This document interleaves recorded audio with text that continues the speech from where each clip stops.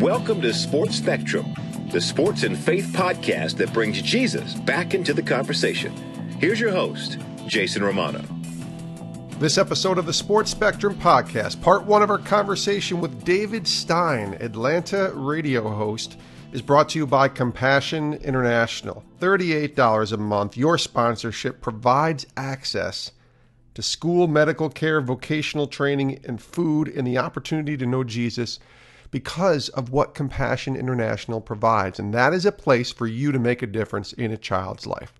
$38 a month, compassion.com/sportspectrum. That's the website to go to, and you sponsor a child. I mean, make room at the dinner table for one more, right? That's what it's about. Knowing that you're going to make a difference and releasing a child from poverty.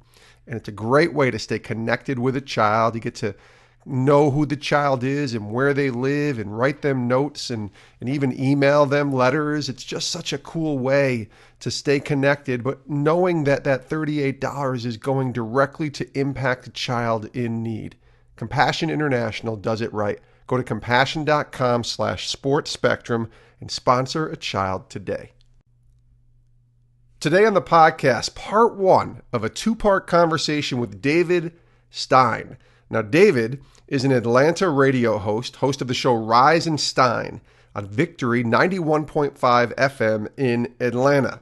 He also worked in sports radio for many years on the national level, both at Fox Sports Radio and at the Sporting News Radio Network. Currently, David is the spiritual development pastor at Revolution Church in Atlanta, Georgia. But David's story is so much more than radio, than sports, than becoming a pastor. Although that's kind of miraculous when you hear his story in a minute. You'll see why.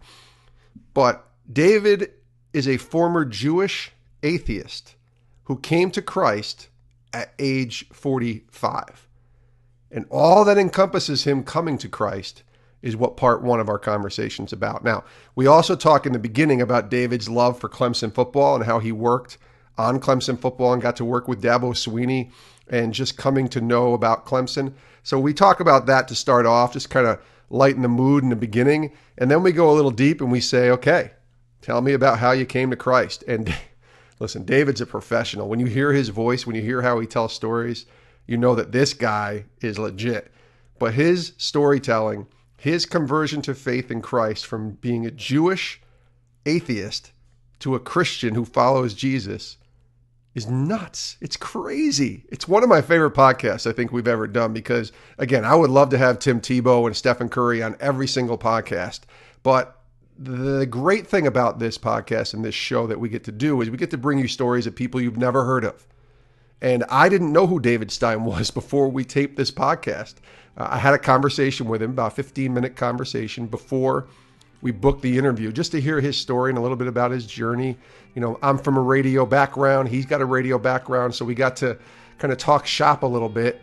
But once he told me his story of coming to faith and everything that took place after that, I said, we're booking this interview. We're in. We're doing this. So here's the interview. This is part one of a two-part conversation with David Stein, Atlanta radio host, Victory 91.5 in Atlanta, here on the Sports Spectrum podcast. Take a listen.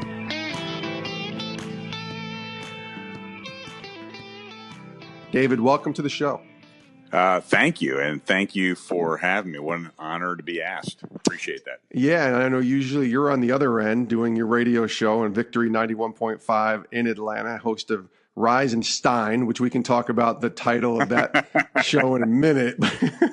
But I thought instead of your journey to faith, and I want to hear about that journey because that's really what the gist of this podcast is going to be. It's an incredible story, and we were able to talk about it before we started taping. I want to start with just something a little lighter and your love for the Clemson Tigers. And Go Tigers. Where did that come from? Where does that stem from for you? Well, it's crazy. I was working for Sporting News Radio in L.A., and we had picked up an affiliate in Atlanta. And I said to my boss, I said, hey, can I move to Atlanta and do the show from there? And he was like, yeah, sure. So this is 2008. Right. At that point, I didn't even know where Clemson was. I thought it was Stetson, and it was in Florida. And moved to Atlanta, and it was wild. One of our affiliates carrying the show on Sporting News was out of Clemson, and by then I knew Clemson was just over the border from Georgia. And a young man was in a car accident up in Clemson. He happened to be the son of the morning show host from that radio station. Long story short, we connected. We were able to pray on the air, on Sporting News, on secular stations around the country for this young man. He wasn't supposed to live. He walked out of the hospital 75 days later. So wow. I snuck up to Clemson. By then I knew exactly where it was. I snuck up there to his birthday party in the summer of 2008, and I saw the whole town come out to welcome this kid back from the hospital. And, Oliver Purnell, the basketball coach, was there, and Tommy Bowden, the football coach at the time, he came out to the party. And I was like, I could be a fan of these people. And I did not have a college football team to root for. So I started going to games, got hooked, and a year later, I got a phone call from some guy I didn't know, and he said, "Hey, would you like to host the Clemson Tiger tailgate show, the pregame show for football?" And I was like, "Well, wow, don't you want somebody that knows a little more about football?" and he said, "No, we love how you became a fan, and we'd like to have you." So I did that for the last 8 years. That's so awesome, and I think watching them over these past few years and watching Dabo Swinney kind of come on and help lead that team to a place that they had never been before, powerhouse in the college football playoff, it seems like every year now, especially these last 3-4 years. Tell me about Dabo and just your thoughts on him, because I've become a fan of Clemson just in the past 2-3 years myself because of Dabo and obviously being outspoken about his faith, but how he leads men has been so impressive to me, and how he stands up for what he believes without compromising his faith, without compromising his principles, but yet still loving on everyone he seems to come in contact with. Well, he is what can only be described as an encourager. I mean, he lives out 1 Thessalonians 5, therefore encourage one another, build one another up, just as you are doing. He hasn't changed, in my opinion, at all since I met him 10 years ago. He is the same guy. And that's the guy who in his office back in 2009, if I'd had a helmet on, he would have grabbed me by the mask, and we were just sharing our testimonies with each other and getting teary-eyed. And I was just in a season of just being tired. And I said, I don't know if God's going to bring me another opportunity to be married. And he just pulled me in, and from Galatians, he said, "Do not grow weary in doing good, for at the proper time you will reap a harvest if you do not give up." And it was just this moment in his office. And then he said, "Now go find yourself an Alabama girl." And spoiler alert, you did, right? And I did. So, he just has this incredible gift that God has given him to be an encourager, which, and the word encourage is literally to put courage into someone. And we've seen that over the last 10 years with what he's done with young men on his football team. He's an incredible football coach, but he's a better man. Yeah, it's funny. More people come, I think, away from having met him, having played for him, in a way, they're more impressed with the relationship that's going to last forever and not just the 3 or 4 years that they might have played with him, as a coach and as a player. It's pretty impressive to watch. Yeah, and he and his wife, Kathleen, are so other-centered. And real quick story, we win the national championship. Everybody's on the field. Everybody's crying. The confetti's all on the ground. ESPN turns off the cameras. He walks down the podium with his wife, Kathleen, and they see me standing there. The first thing they said was, "Where's Leanna?" They were more concerned about where my wife was than, "Hey, we just won the national championship." I love that. I mean, that says everything you need to know about the guy. And I remember John Gordon, the author, who's a good friend of Dabo, is telling me that Dabo told them in the locker room, John was privilege to be in the locker room after they won the title a couple of years ago. Don't let this be the greatest moment of your life. Yeah. Think about that, right? Yep. They're at the top of the heap, and they had just won the national championship, and he's telling these players, life is so much bigger than football. Don't let this be the greatest moment of your life. Yep. So incredible. Yeah, absolutely. We're talking to David Stein here on the Sports Spectrum podcast. Let's learn, David, about your journey. You mentioned Sporting News Radio. Fox Sports Radio is in the picture as well as a broadcaster. Was that something you always wanted to pursue when you were younger? Was broadcasting the goal? No, it wasn't. I had quite an auspicious ending to my college career back in 19 Boba da Bum. Well done. when my grade point average and my blood alcohol level met, we thought it was a good time to agree to leave college.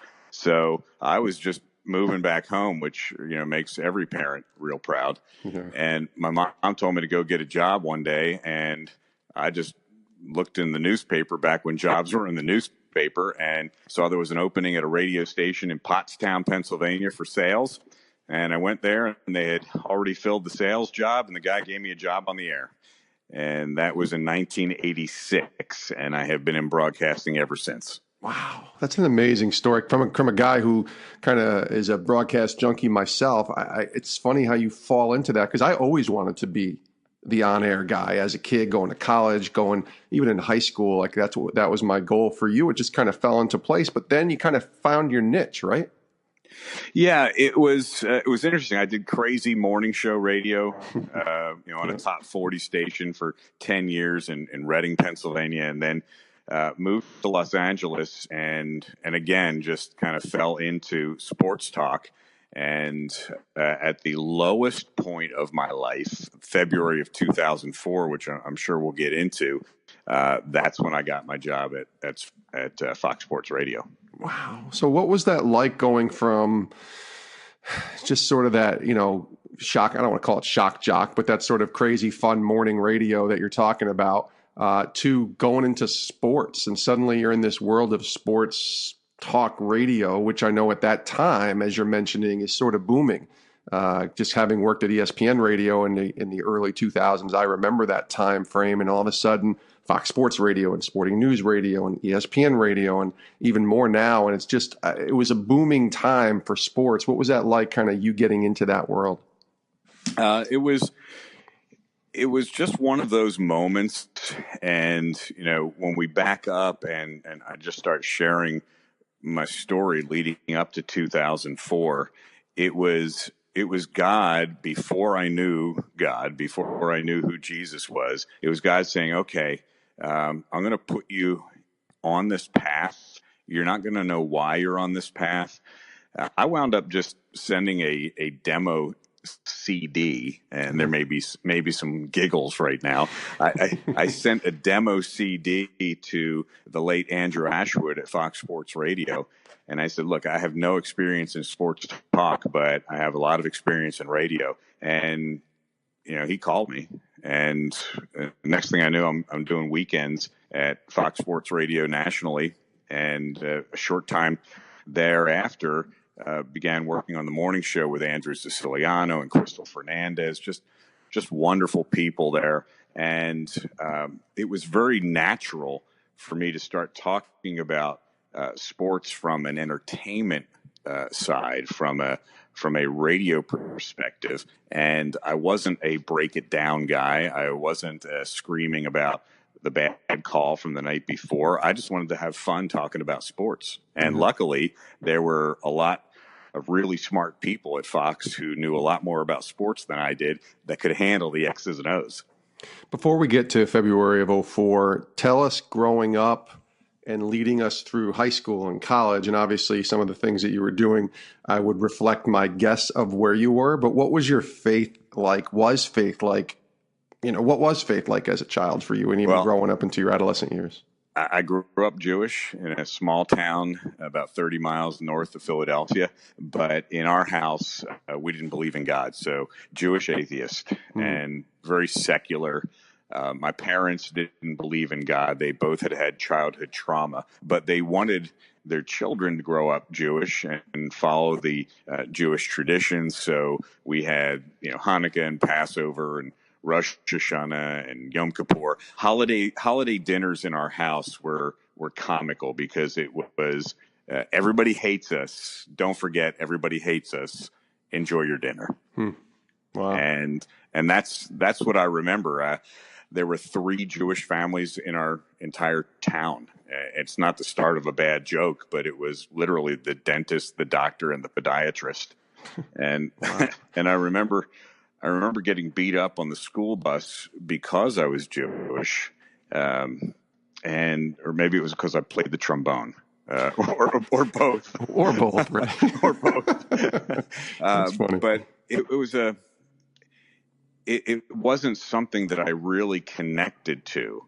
So I never, after I was bar mitzvahed at the age of 13, continued to go to synagogue. And so the time that I walked out of that synagogue in 1974 after my bar mitzvah, that was it. I didn't walk into a synagogue until 32 years later. I always wonder, even the doing the bar mitzvah thing, is that more of a tradition? Because you say you grew up Jewish-Atheist, so I don't know the Jewish heritage or the Jewish religion too well. So why do a bar mitzvah if you have no belief in God, or is it more of just a tradition?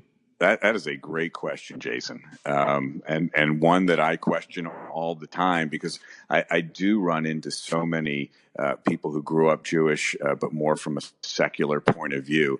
It's really a history and tradition, and holding on to the Jewish people rather than holding on to a belief system, especially for parents like mine who are now 87 years old, still alive, but they grew up during the Holocaust. So to be able to hold on to something knowing that there was a systematic extermination of 6 million of our people, they just wanted to perpetuate the line. David Stein's our guest here on the Sports Spectrum podcast. All right, so take us through that journey of faith to Christ, which, thinking about what you've just told us, I think a lot of people are saying, wait a minute, to Christ? How does that happen? And it's an amazing story. Share with our audience the events leading up to the conversion as you struggled with many things in your life. And you said February 2004, so maybe you could start there and take us through what is now, looking back, the moment you said yes to Christ. No, that's a great question. I'll do 15 seconds of 1974 through 2004. Okay. So you got all the time in the world, by the way. We're a podcast. so we had the college experience. I get out of college not the normal way, and I wind up in radio. Had some minor successes in business. Owned a comedy club, a restaurant. Got married in 1993, and at the end of 2003, beginning of 2004, that marriage was almost over. And February of 2004, so remember that date. Yeah. I was an absolute mess, Jason. Alcoholic, pot smoker, internet addict. And my former spouse left.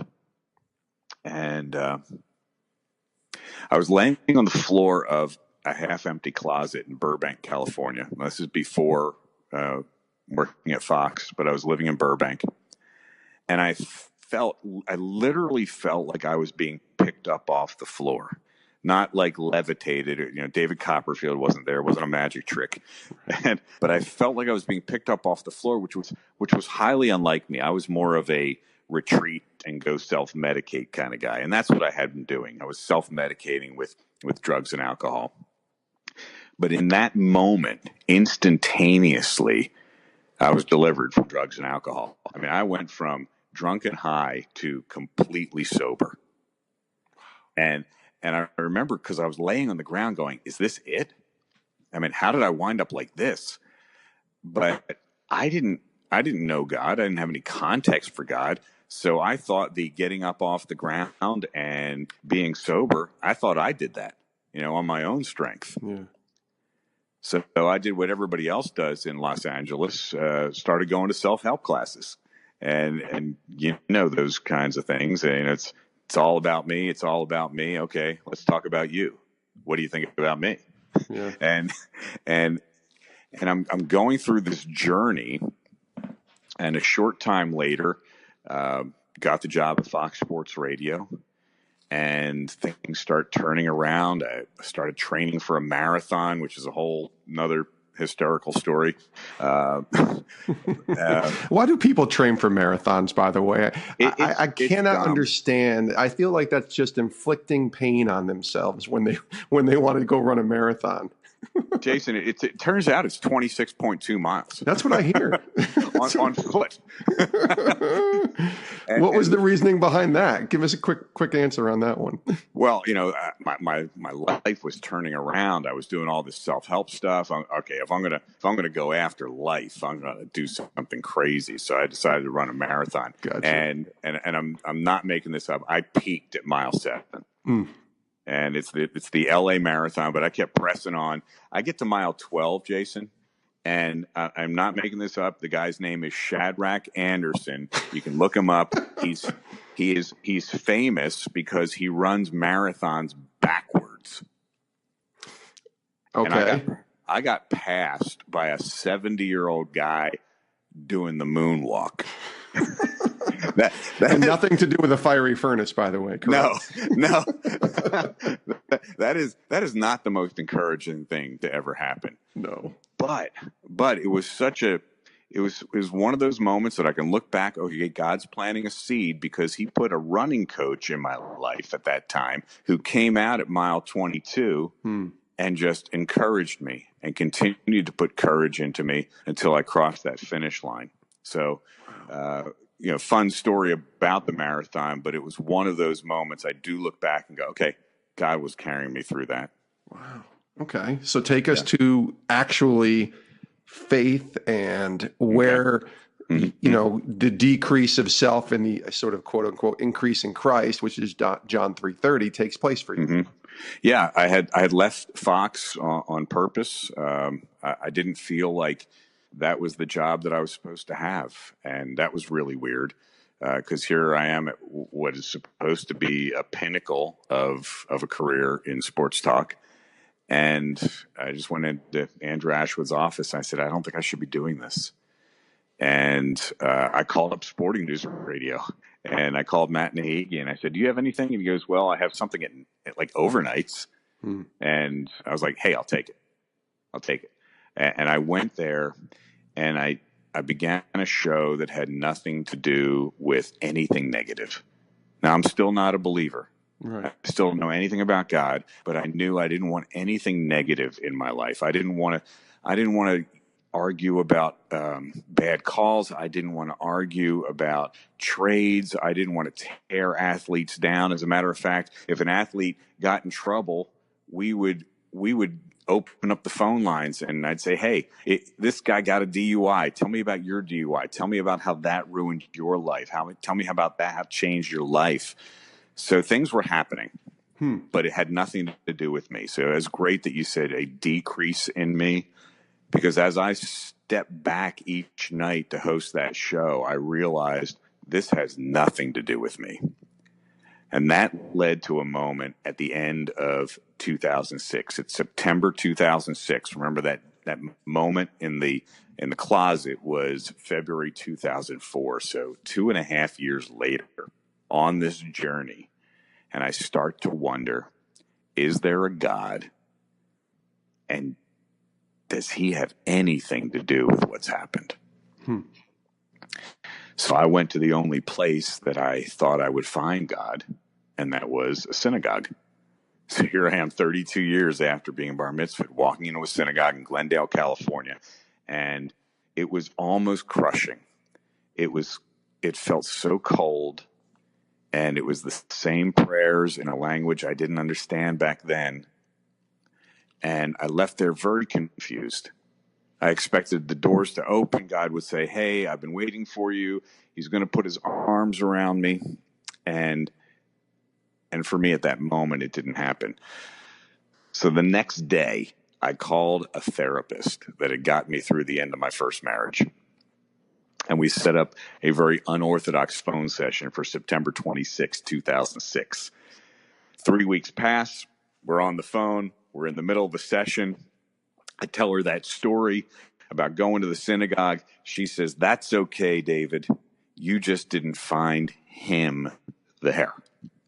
And I said, what do you mean? And that's when she took off her therapy hat and she put on her Christian hat. And she began to tell me about Jesus. Now I was 45 years old and nobody had told me about Jesus. Wow. It was remarkable. And I'm sitting there in the living room of my apartment in Glendale at the time, and it began to just light up. The room just lit up and it got warm. And as she's telling me how much God loves me, that he would send his perfect, holy, righteous son, Jesus, to die for me, to live the life that I couldn't live, a sinless life, and to die the death that I deserve because of my sin. And I'm just sitting there amazed at this. Right. And I just had this picture of Jesus just coming down a hallway, and I'm sitting on death row. And I'm in my cell, and he gets to the cell door, and he looks in, and he says, hey, so they're going to execute you tomorrow, huh? And I'm like, yeah, they're going to execute me tomorrow. He said, wow. You mind if I come in? And I just had this picture of Jesus coming into my cell, sitting down next to me, and saying, I've got this. I'm gonna take that penalty for you. You go free. And I mean, I immediately knew I needed a savior and fell to my knees and trusted in Jesus over the phone. September 26, 2006, and my life has never been the same. That was part one of our conversation with David Stein, Atlanta radio host of Rise and Stein on Victory 91.5 FM in Atlanta.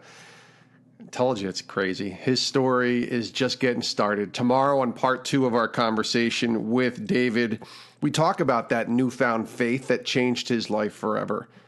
And I started with really talking to him about investigating that faith, because as a Jewish-Atheist, suddenly becoming a Christian, my thinking would be that he would do some investigating and look into the Christian faith before he fully dives in. But that wasn't necessarily the case here. And then having to tell his family, his Jewish family, his parents, on what had happened to him, this conversion, this unbelievable newfound faith that took shape and took hold of him inside of his heart and his spirit. How did that go over? So tomorrow we hear about that, and then we get to the point where, and you heard here in part one about David hoping to have a wife someday, a second chance at marriage, a second chance at life, when he ruined everything in the first part of his life. And we talk about how he intersects work and faith and eventually finds that wife and eventually finds a new co-host to work with every day on the radio. And that wife and that co-host also happen to be the same person. This is great. I just love this podcast. I can't encourage you more to listen and download and subscribe to the Sports Spectrum podcast just for David Stein's story. It's crazy. So part two coming tomorrow here on the Sports Spectrum podcast. We thank you for listening to this episode. We also want to thank our sponsors, Compassion International, the most trusted child development ministry in the world. Education, tutoring, medical care, food, vocational training. That's where your $38 goes when you sponsor a child through Compassion. And the sponsorship, listen, it opens the door to a church-based program run by caring adults for these children in need. $38 a month. Sponsor a child through Compassion International. Here's the website, compassion.com/sportspectrum. Compassion.com/sportspectrum. $38, the best $38 you'll spend every single month. Go to compassion.com/sportspectrum and release a child from poverty today. Thanks for listening to part 1 of our conversation with David Stein. Stay tuned for part 2 coming tomorrow morning here on the Sports Spectrum podcast, and we'll see you then. Have a great rest of your day.